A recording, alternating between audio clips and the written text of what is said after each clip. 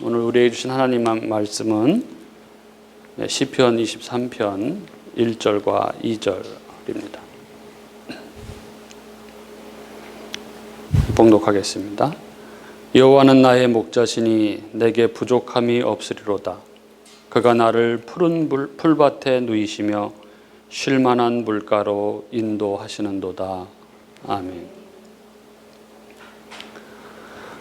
오늘이 추수감사주일이고 또 우리 복음교회 설립 3주년 감사 주일인데 너무 감사하지 않습니까? 감사에 대해서 이렇게 묵상을 하다가 시편 23편이 이렇게 자연스럽게 입에서 이렇게 노래처럼 이렇게 흘러나오더라고요. 우리 뭐 너무나 다 외우시는, 암송하시는 그런 말씀인데, 여호와는 나의 목자시니 내게 부족함이 없으리로다.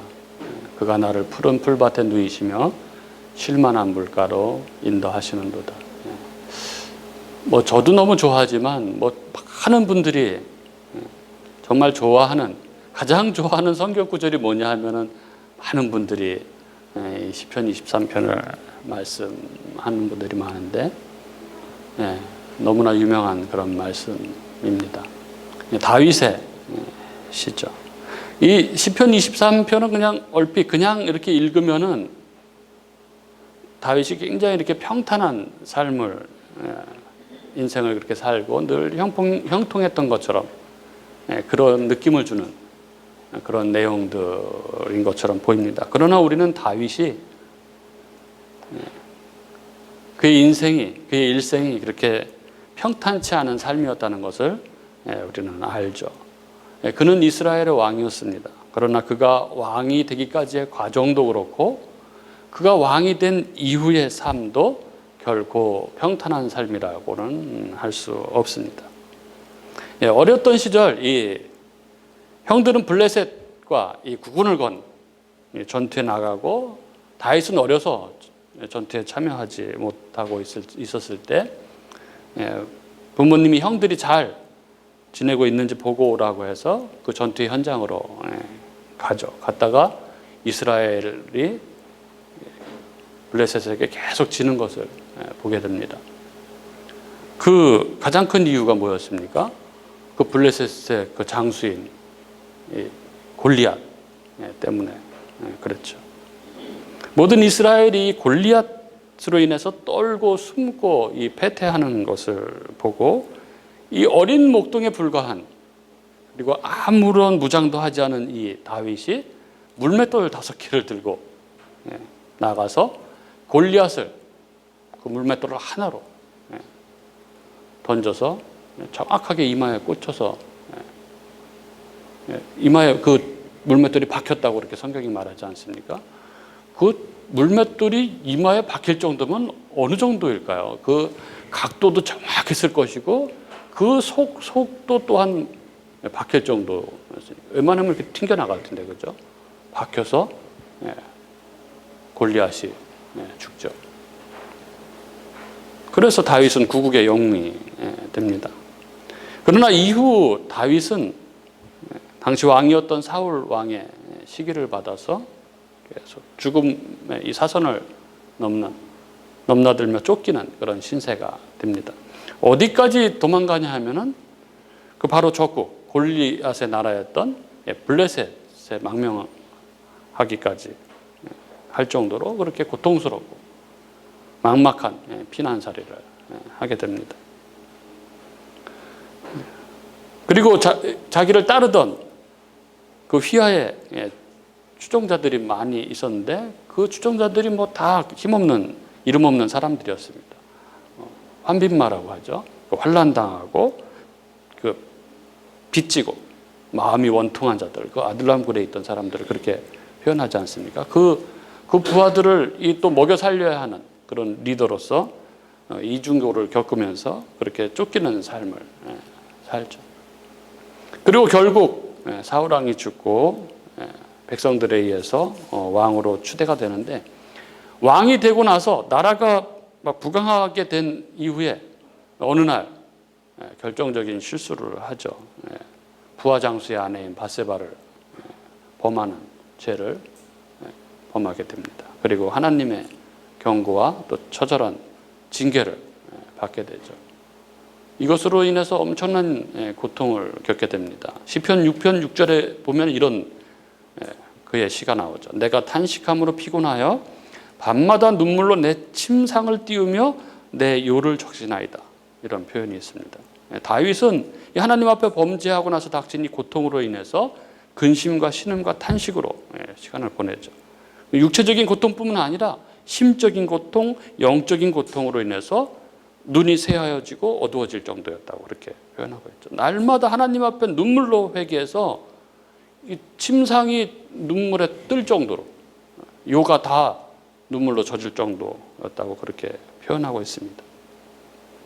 우리가 살면서 경험하게 되는 게, 우리가 외적인 어떤 고난을 당하는 것은 뭐 물론 힘들고 고통스럽지만 그보다 더더욱 고통스러운 건 내적인 고통이죠. 특별히 이렇게 나 자신에 대한 이 처절한 이 죄책감과 내가 너무나 못났다는 것을 절실하게 깨닫는 것, 거기서 오는 그 고통은 이루 말할 수가 없죠. 내 존재의 이유와 근거와 힘, 이런 거를 다 잃어버리게 되죠. 내 존재 자체가 분해되는 것 같아요. 차라리 없는 게 나을 것 같은 그런 마음이 드는 그런 고통을 다윗이 경험합니다. 그리고 말년에는 어떤 고통까지 겪습니까? 자기가 가장 사랑했던 아들 압살롬이 반역을 일으켜서 왕궁으로부터 쫓기는 그런 신세가 되죠. 결국 부하 장수들에 의해서 이 반역이 평정이 되고 이 압살롬이 죽음을 당하죠. 그래서 왕권을 다시 찾게 되지만 가장 사랑하는 아들을 잃게 되는 거죠. 그리고 자식이 자식들을 죽이고 또 자식과 전쟁을 하고 그 자식이 죽는 그 비통한 그런 인생을 겪습니다. 그런 인생을 산 이 다윗이 지금 이 고백을 하고 있는 거죠. 여호와는 나의 목자시니 내게 부족함이 없으리로다. 이런 고백을 하는 건 놀라운 일이 아닐 수 없습니다. 인생이 뭐냐? 신앙이라는 게 뭐냐? 우리의 삶의 주인이 누구냐? 우리의 삶을 이끌어가는 그 보이지 않는 근원이 무엇이냐 하는 질문에 대한 해답을 우리는 이 시편에서 찾을 수 있게 됩니다. 오늘이 추수감사주일이고 우리 교회 설립 3주년 기념주일인데 이 말씀을 묵상함으로써 오늘 우리를 향하신 또 주님의 음성을 듣는 그런 귀한 은혜가 우리 각자에게 있기를 바랍니다. 오늘 이 시편 23편 1절에서 다윗은 이렇게 고백을 합니다. 여호와는 나의 목자시니 내게 부족함이 없으리로다. 여기 여호와는 나의 목자신이라는 이 다윗의 고백에는 두 가지 의미가 함축되어 있다고 볼 수 있습니다. 그 하나는 나는 하나님의 양이다 하는 것이고, 또 하나는 하나님은 나의 목자다 하는 그런 의미입니다. 먼저 나는 하나님의 양이다라는 이런 의미는 이 다윗이 자신의 한계와 우둔함을 인정하는 그런 고백이 아닐 수 없습니다. 이것은 양이 어떤 동물인지를 알면 쉽게 이해할 수 있습니다. 여러분 어떻게 양에 대해서 잘 아나요? 이 성경이 양을 비유하고 있는 것은 이스라엘에게 있어서 이 양은 너무나 친근하고 뭐 잘 아는 그런 동물이기 때문에 이 양을 비유하는데, 양의 특성이 뭔지에 대해서 한번 제가 설명을 해드리도록 하겠습니다. 양은 첫째 시력이 나쁘다고 합니다.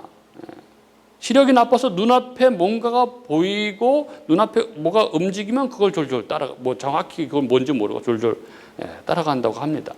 그래서 양을 치는 개들이 옆에서 뛰어가면 그게 목자인지 모르고 착각해서 같이 뛰고 한다는 것이죠. 그리고 양은 잘 속는다고 합니다. 그래서 예전부터 이 야생 개들은 이 야생의 양떼를 교묘하게 유도해서 좁은 골짜기로 몰아놓은 뒤에 잡아먹곤 했다고 합니다. 그리고 양은 또 잘 넘어지는 그런 동물이라고 합니다. 다리가 강하지 않아서 넘어질 때가 많고 또 뛰는 속도도 느려서 맹수들에게 쉽게 잡혀 먹히는 그런 동물이라고 합니다. 그리고 또 이렇게 넘어지면은 이게 뒤집혀서 스스로 잘 못 일어나는, 너무 신기하죠. 그래서 목자가 와서 일으켜 세워줄 때까지 누워있는 양이 그렇다고 합니다. 그리고 이렇게 뒤집혀 있는 양을 일으켜줘도 중심을 바로 잡고 이렇게 움직이는 게 아니라서 목자가 이렇게 똑바로 걷도록 몇 초간은 이렇게 붙들어줘야 하는 게 이 양이라고 합니다. 게다가 양들은 방향 감각이 또 없다고 합니다. 그래서 앞에 야생숲이 있는지 낭떠러지기가 있는지조차도 구분하지 못하고 그냥 이렇게 막 간다는 거죠. 그래서 양은 반드시 목자 또는 양치기가 옆에 있어야만 생존할 수 있는 그런 동물입니다. 게다가 양은 자기 방어력이 거의 제로인 그런 동물입니다. 그래서 파리 하나도 제대로 쫓아내지 못하고, 파리가 콧구멍에 이게 알을 낳아도, 그래서 코에 막 코 속에 구더기가 생겨도 속수무책인 그런 연약한 짐승이 바로 양입니다. 이렇게 너무 그냥 별 볼 일 없고 가진 것도 없고 능력도 없고 재주도 없고 이런 양이 또 이기적이라는 거죠. 굉장히. 그래서 새끼 양이 배가 고파서 엄마에게 달려들어도, 우유를 먹으려고 달려들어도 매정하게 뿌리치고 간다는 거죠. 그러니까 온순해 보이는데 굉장히 이기적인, 그래서 목자가 없는 양은 자기 먹을 것만 찾아서 먹는 것만 정신 팔려 있는 그런 동물이 양이라고 합니다. 그래서 이처럼 나는 하나님의 양이다라는 이런 고백의 의미는 우리 인생 역시 하나님 앞에 이와 같은 존재, 이렇게 어리석은 존재, 나의 한계를 인정하는 그런 고백입니다. 그런데 어리석은 사람들은 미련하게도 자기 스스로 지혜롭다고 생각을 하는 거죠. 정말 그렇게 생각합니다. 혼자만 그렇게 생각합니다. 혼자만. 그래서 이렇게 자기가 하나님 앞에서 양처럼 미련하며 우둔하다라는 것을 인정하지 못하는 사람에게는 결코 여호와는 그의 목자가 되지 못합니다. 그들은 스스로 지혜 있다고 생각하며 자신의 판단을 신뢰하고, 그래서 자기들의 그 작은 경험, 그 작은 지식, 또는 툭 치면 사라져버릴 것 같은 그 물질, 이런 것들을 최고의 것으로 믿고 그렇게 살아갑니다. 여러분, 우리 믿는 성도들에게 왜 인생의 그런 아픔, 고통, 시련 이런 것들이 찾아올까요? 여러 이유가 있지만 그중 중요한 하나가 뭐냐 하면, 그것은 바로 하나님께서 우리가 우리의 한계와 어리석음을 솔직히 인정하고 하나님께 돌아오게 하려고 하는 그것이라고 할 수 있습니다. 고난을 겪은 사람들은 그래서 깨닫게 되죠. 내가 아무 힘과 능력이 없다는 것을 깨닫게 됩니다. 내가 자랑하던 나의 그 무엇이 아무 힘이 안 된다는 것을 경험하게 되는 거죠. 그게 지식일 수도 있고, 그게 나의 어떤 경험일 수도 있고, 그게 물질일 수도 있고, 그게 건강일 수도 있을 것입니다. 그러나 그 모든 것은 한순간에 다 사라져버리고 아무 도움이 안 되는 그런 것이라는 것을 깨닫게 됩니다. 그런 것을 깨달았을 때 그때 바로 하나님을 바라보게 되는 것이죠. 그러나 이런 일들을 겪고도 이 중요한 진리를 깨닫지 못하는 우매한 자들의 삶은 고난이 반복되는 것입니다. 우리는 정말 양입니다. 어리석은 양입니다. 그러면서도 아주 이기적인 그런 존재입니다. 그래서 성경에서 죄인들을 가리켜 각기 제 길로 다니며 길을 잃은 그런 양으로 비유하고 있는 것이죠. 이사야 53장 6절에 이런 표현이 있죠. 우리는 다 양 같아서 그릇 행하여 각기 제 갈 길로 갔거늘, 제 길로 갔거늘, 이렇게 적고 있죠.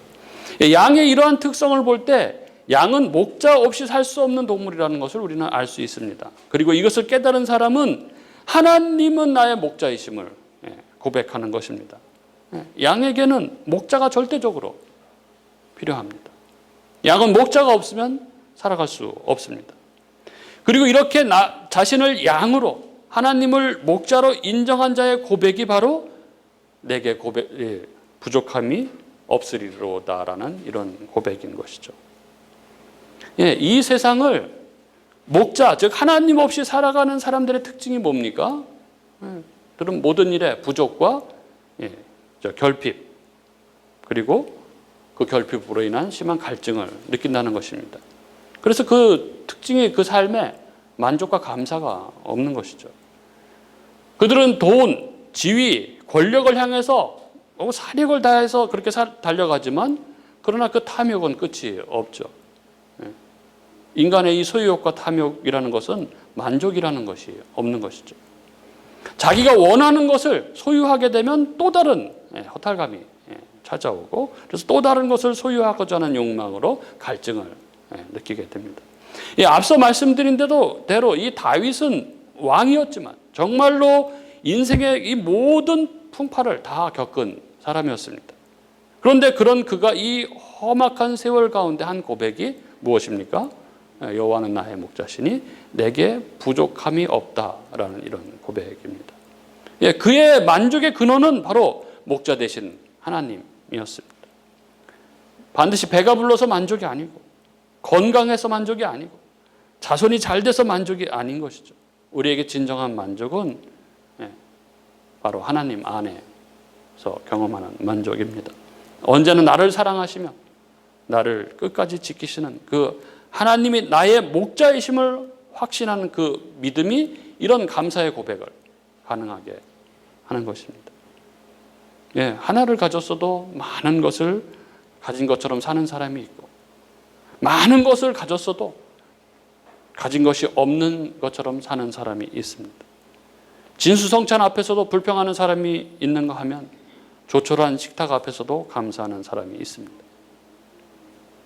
자신의 신앙을 점검하는 아주 좋은 시금석이 뭐냐 하면 지금 내가 만족이 있는가, 감사가 있는가 하는 것입니다. 그리고 그 감사의 유일한 근거, 만족의 근거는 나를 너무나 사랑하시는 나의 목자 되신 하나님에 대한 사랑과 신뢰인 것이죠. 이렇게 그 감사의 근거, 만족의 근거를 목자 되신 하나님이라고 고백한 다윗이 2절에 이렇게 고백하는 것입니다. 그가 나를 푸른 풀밭에 누이시며 쉴 만한 물가로 인도하시는도다. 다윗은 목자 되신 하나님께서 그를 푸른 풀밭에 누이시며 쉴 만한 물가로 인도하신다고 고백합니다. 여기에서 중요한 것은 푸른 풀밭과 물가가 아닙니다. 양들은 모든 긴장과 두려움, 이 불안에서 완전히 벗어나야만 그 마음이 평안해지고 그래야 드러눕고 잔다고 합니다. 그렇게 양을 보호하고 양의 마음의 평안과 안정을 가져다주는 절대적인 역할은 목자의 목인 것이죠. 아이들에게 있어서, 아기들에게 있어서 다른 그 무엇보다도 부모가 옆에 있는 게 중요한 것처럼 그런 것이죠.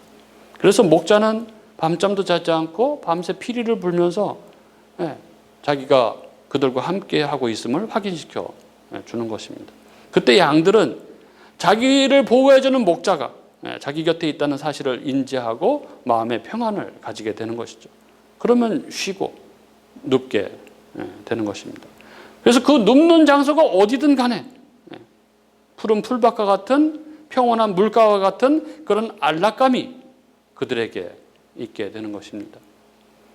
현대인들의 질병의 80%가 이 신경성이라는 스트레스라는 통계가 있습니다. 혹시 염려와 근심과 걱정으로 밤잠을 설치고 계시지는 않습니까? 사실 이 염려라는 것을 가만히 들여다보면 거기에는 이 미래, 내일에 대한 불안감이 있습니다. 내일에 대한 불확실함이 자리하고 있습니다. 그러나 여러분, 내가 염려하고 걱정한다고 이 미래, 내일에 대한 일들이 해결되는 것은 결코 아닙니다. 내일은 하나님의 시간입니다. 내일의 주인은 하나님이십니다. 그래서 지금 내가 할 수 있는 것은 지금 나와 함께 하시는 하나님을 신뢰하며 그 하나님을 따르는 것이죠. 그때 우리에게 쉼과 평안이 깃들게 되는 것입니다. 우리는 목자 되신 우리의 목자 되신 우리 주님은 당신의 양이신 우리를 너무나 사랑하시는 분이십니다. 얼마나 사랑하시는, 너무나 사랑하십니다. 그분은 우리를 너무나 사랑하시는 선한 목자이십니다. 어느 정도로 사랑하십니까?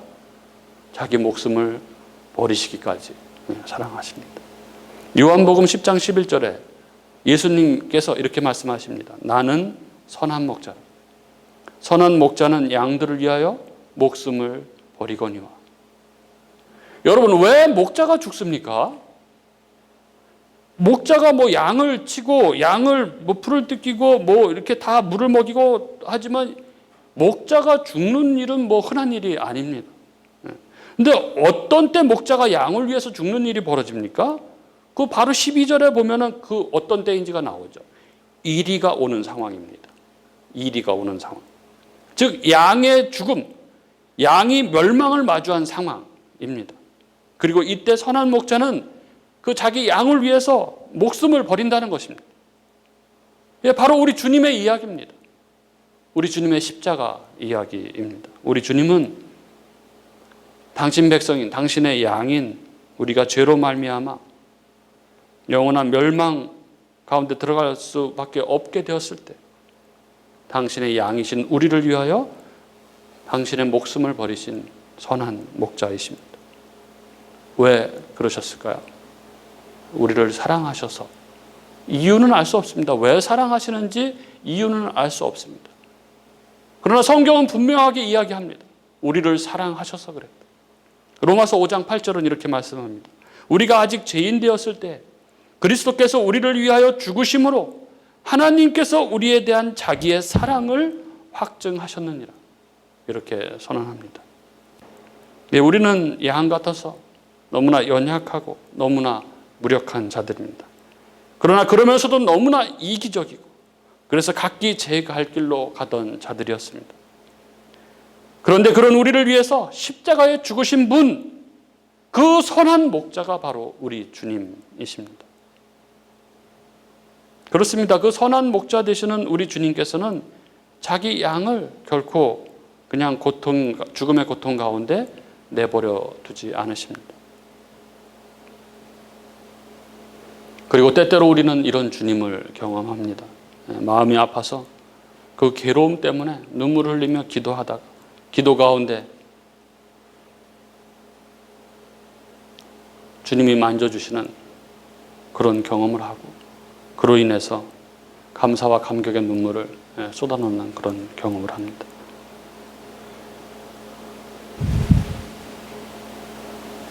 저에게 또 여러 번 말씀드렸는데 이런 시간이 있었습니다. 기나긴 고통의 시간이었습니다. 몇 년을 그렇게 길게 기도했는데 제가 기도한 대로 기도의 응답이 이루어지지 않은, 하나님이 나를 잊어버린 것 같고 나의 목회의 사명이 내가 착각한 거 아닌가 이런 생각이 들 정도로 그런 시간이 있었습니다. 그래서 마지막에 하나님께 인사드리고 목사의 직분을 그만두고 다른 일 하려고 인사드리고 그만두려고 기도하다가 하나님의 만지심을 경험했습니다. 그때 하나님이 말씀으로 만져주셨는데 그 말씀이 이사야서 43장 1절 그 유명한 말씀이었습니다. 야곱아 너를 창조하신 여호와께서 지금 말씀하시느니라.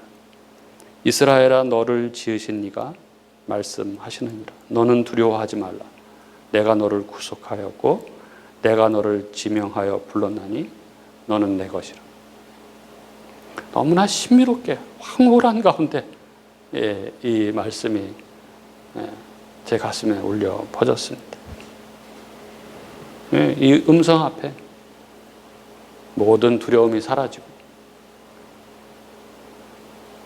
나의 소명을 다시 확인하고 다시 일어설 수 있었습니다.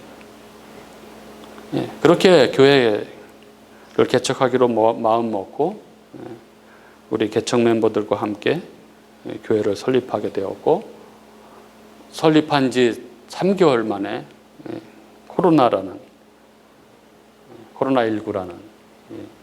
인류 역사에 이런 일이 있을까요? 이 3년의 죽음의 골짜기를 지나서 지금 이 시간 이 자리에 우리들이 있습니다. 사랑하는 우리 교우 여러분, 우리가 2019년 11월 24일 첫 설립 예배를 드리고 지금 우리는 2022년 11월 20일을 지나고 있습니다. 우리의 시간은 이렇게 흘러가고 있지만 하나님의 시간은 영원한 현재입니다. 그분은 우리의 시간과 공간을 넘어서 모든 것을 보시며 그분이 보시는 모든 것은 그분 안에서 영원한 현재입니다. 그분이 세워가시는 교회에 함께하는 우리들이 했던 고백들, 이런 것들이 떠올랐습니다. 이 교회에 내가 제일 먼저 창립 멤버로 불러주신 것에 너무나 감사하다는 그런 고백들, 또 결혼 반지를 팔아서 교회 개척에 힘을 얹던 그 마음들, 그리고 도움을 청하는 손길에 기꺼이 그 손을 붙들어서 함께 해준 그런 멤버, 그리고 기도로 또 물질로 함께 했던 그 모든 손길들, 그것들이 다 지금 주님 앞에 있습니다. 그리고 우리 주님은 그때나 지금이나 그리고 앞으로도 선한 목자이신 그 주님은 우리를 인도해 가실 것입니다. 오늘 추수감사주일이면서 동시에 교회 설립 3주년을 맞아서 제 마음속으로부터 떠올랐던 이 고백을 다시 주님 앞에 올려드리고 싶습니다. 여호와는 나의 목자시니 내게 부족함이 없으리로다. 그가 나를 푸른 풀밭에 누이시며 쉴 만한 물가로 인도하시는도다. 선한 목자 되신 우리 주님을 찬양합니다.